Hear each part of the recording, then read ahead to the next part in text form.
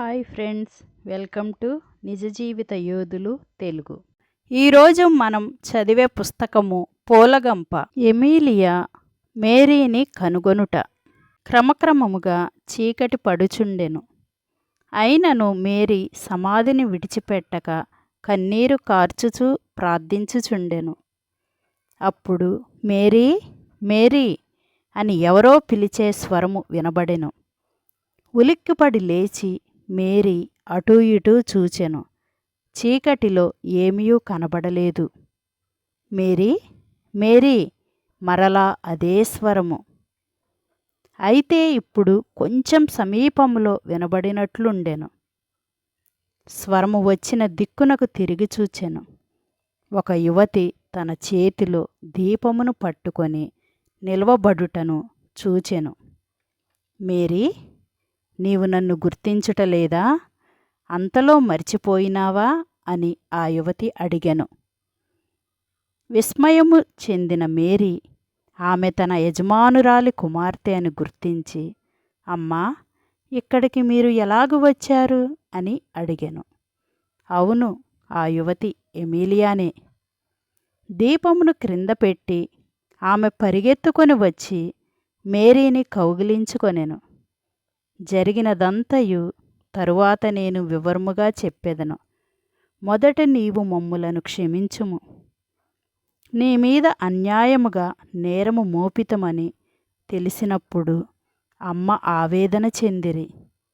ఎంతో ప్రేమతో ఆనాడు నీవు మా కొరకు పూలగంపను తెచ్చితివి. అయితే మేము నిన్ను దేశము నుండి బహిష్కరించుటకు కారకులమైతిమి. దయతో మమ్ములను క్షమించెదవా అని దుఃఖముతో ఎమీలియా బతిమాలెను. అమ్మా, మీరెందుకు ఇలాగు మాట్లాడుచున్నారు? అచ్చట వాతావరణము, సాక్ష్యములు నాకు విరోధముగా నుండెను. మీరు సందేహించుటలో తప్పు ఏమిటి?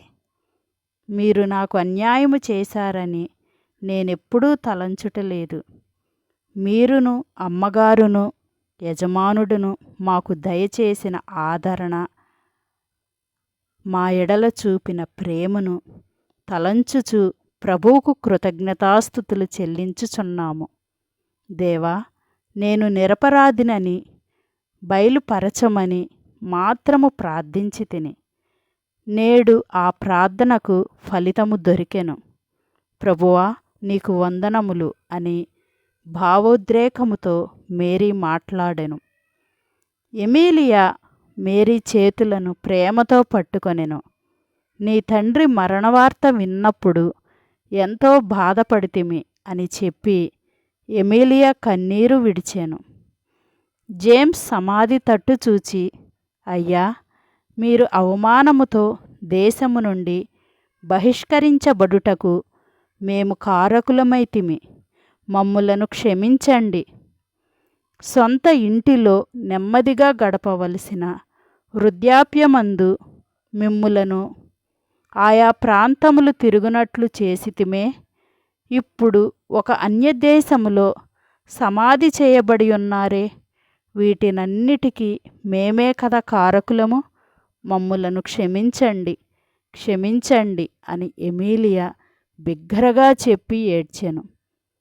మేరీతో, డాడీ, మమ్ములను గూర్చి ఏదైనా చెప్పారా?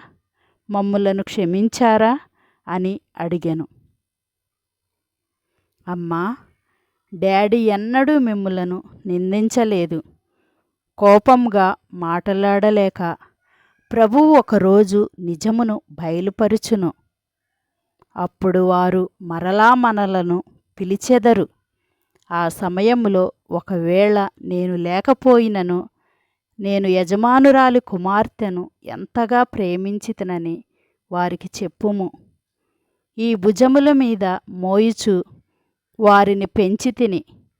మనము నిరపరాధులమని తెలిసినప్పుడు వారు ఎంతో ఆవేదన చెందుదురు అని ఒకసారి నాతో డాడీ చెప్పిరి అని మేరీ జవాబిచ్చెను.